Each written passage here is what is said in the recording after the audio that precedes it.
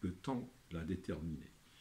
La cible planifiée, donc pour pouvoir la déterminer, je vais revenir sur l'historique des 3 dernières années pour voir comment le chiffre d'affaires s'est comporté, comment les charges variables se sont, comment les charges variables ont progressé, comment les charges fixes évoluent, et sur la base de l'identification de cet historique, je vais identifier des moyens de progression. Et ces moyens de progression, donc je vais les corriger sous l'impact de l'inflation, sous l'impact de la mise en place de nouveaux scénarios de développement. Et c'est ainsi que je pourrais donc dire que par rapport à tel objectif stratégique, la progression elle va être de 10% sur un horizon de 3 ans, la progression va être de 20% sur un horizon de 3 ans, ou la progression va être de 15% sur un intervalle de 3 ans. Donc, la cible planifiée peut être définie sur la base de la moyenne de progression que vous allez dégager à partir de la consultation de l'historique des réalisations, des performances de l'entreprise sur les 3 dernières années, qui devrait être corrigé donc de l'impact de l'inflation, de l'impact de la crise, éventuellement de l'impact de la mise en place de nouveaux scénarios de développement. Donc ça, c'est quelque chose qui peut être travaillé de façon dynamique en intégrant des hypothèses et donc qui va vous permettre de pouvoir prétendre à la progression la plus réaliste pour l'entreprise. Donc ça, c'est quelque chose de fondamental. Et donc, ce que nous allons faire, c'est qu'une fois que nous avons identifié pour chaque axe stratégique les objectifs stratégiques les plus pertinents, il faudra définir la cible planifiée, c'est-à-dire la progression de ces objectifs dans le temps, donc sur un intervalle de 3 ans. Pourquoi? Parce que parmi les principales contributions de la Balanced Scorecard, c'est qu'elle va tenter de créer un rapprochement de choix entre l'élément stratégique et l'élément opérationnel. Donc quand on pense à une stratégie, quand on pense à la mise en place d'une stratégie, il est clair que nous allons raisonner par rapport à des orientations stratégiques. Et donc les orientations stratégiques vont être présentées à travers un plan stratégique. Et donc ce plan stratégique, théoriquement, il va porter sur 3 ans. Donc voilà pourquoi nous intégrons la dimension de la cible planifiée qui va être orchestrée sur l'évolution que va connaître les objectifs stratégiques sur la base des 3 prochaines années. Donc, pour chaque axe stratégique, nous allons définir des objectifs stratégiques. Nous allons définir des indicateurs de mesure. Des indicateurs de mesure, c'est-à-dire que, par exemple, pour augmenter la part de marché de 30%, il faudra trouver un indicateur de mesure. Donc cet indicateur de mesure répond à la logique, on ne peut contrôler que ce qui est mesurable. Donc pour augmenter la part de marché, il faudra calculer d'abord la part de marché, donc la part de marché de l'entreprise par rapport à tout le marché, d'accord, donc part de marché de l'entreprise en question, divisé sur divisé sur le marché, multiplié par 100 pour déterminer la part de marché de l'entreprise. Et donc ce qu'il faudra prévoir, c'est la progression, donc c'est la progression de cette part de marché dans le temps.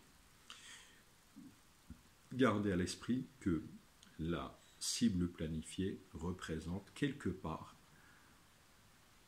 la démarcation de l'entreprise dans le temps, c'est-à-dire sur les 3 prochaines années. Voilà la cible planifiée, donc voilà les objectifs que je voudrais atteindre à la fin de la 3e année de l'implantation de la Balanced Scorecard. Donc une fois que j'ai défini pour chaque axe, c'est-à-dire l'axe apprentissage organisationnel, j'ai défini les objectifs stratégiques, les indicateurs de mesure et la cible planifiée, je déroulerai le même travail par rapport à l'axe processus interne. Le même travail va être identifié au niveau de l'axe d'apprentissage, donc au niveau de l'axe client. Je déroulerai le même travail par rapport à l'axe financier. Donc là, j'ai pratiquement bouclé donc la première étape diagnostic global, détermination de la vision, mission et stratégie de l'entreprise. J'ai attaqué la stratégie, donc j'ai attaqué la carte stratégique. J'ai par la suite présenté la cible planifiée avec donc la cible planifiée, les objectifs stratégiques, les indicateurs de mesure par rapport à l'axe apprentissage organisationnel, par rapport au processus interne, axe client, axe financier. Donc, si nous faisons le compte, donc la prochaine étape serait d'identifier avec quoi ou avec quel élément on va agir. Donc avec quel élément, donc ça va être l'étape. Donc là, ça va être l'étape 8. Donc avec quel élément nous allons agir pour favoriser donc l'atteinte de la cible planifiée. C'est-à-dire que les entreprises qui ont prévu, ou l'entreprise qui a prévu cette augmentation de part de marché de 30% sur 3 ans, et elle a besoin de prévoir des actions, d'accord, des actions qui vont lui permettre de réaliser cet objectif. Donc, si dans le cadre de la mise en place des tableaux de bord classiques, on est en train de parler d'une action, donc dans la mise en place de la Balanced Scorecard, on est en train de parler de programme d'action. Et donc, principal constat qu'on retient, c'est que le programme d'action, les programmes d'action, donc ils doivent être minutieusement choisis, ils doivent être pertinents, ils doivent être cohérents, ils doivent être homogènes et ils doivent être suffisamment donc sérieux, donc je dirais sérieusement choisis, dans le sens d'agir sur les objectifs stratégiques définis au niveau des axes. Par exemple, pour augmenter la part de marché de l'entreprise, il est clair que je pourrais raisonner par rapport à un programme de publicité, je pourrais raisonner par rapport à une campagne publicitaire, je devrais raisonner par rapport à la mise en place d'une stratégie digitale, je devrais raisonner par exemple par rapport à des travaux par rapport à des opérations qui vont nous permettre d'augmenter la notoriété de l'entreprise et son capital réputation. Il est clair que j'aurai besoin de mettre en place plusieurs actions qui vont me permettre d'atteindre cet objectif stratégique. D'où la mise en place de ce qu'on appelle des programmes d'action. Donc, pour chaque programme d'action, il faudra d'abord définir la cible de ce programme. D'accord ? Donc, par exemple, dans notre cas, on a le premier programme à mettre en place et qui représente une grande urgence par rapport à l'entreprise, c'est la restructuration organisationnelle. Donc, je pourrais mettre en place, premier programme d'action, c'est la restructuration organisationnelle.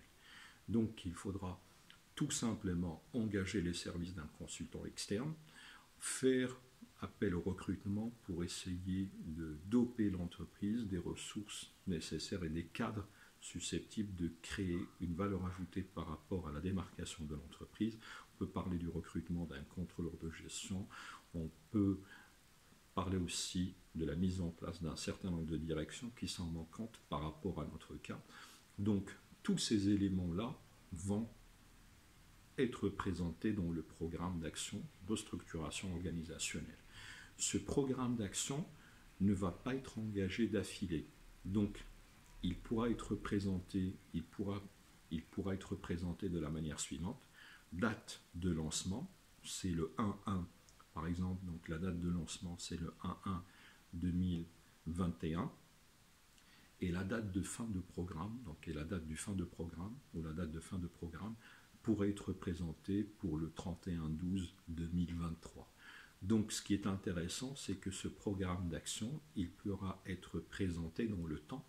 Donc, vous pouvez procéder à ce qu'on appelle une programmation d'action par tranche.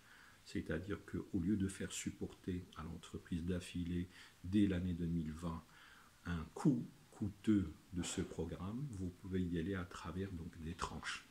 Tout ça pour ne pas affecter de façon négative donc la rentabilité financière de l'entreprise. Donc, programme d'action de 1, je devrais connaître le pourquoi, donc la cible de ce programme. De 2, j'ai besoin d'identifier sa date de lancement ou sa date de démarrage et la date de fin de ce programme. Je devrais connaître qu'est-ce que va m'apporter ce programme en identifiant la nature des bénéfices générés par la mise en place de ce programme. Et la nature de ce bénéfice, elle devrait être présentée selon donc un horizon de 3 ans. Donc, si par exemple, je devrais par exemple mettre en place un programme qui va me permettre de créer donc une forte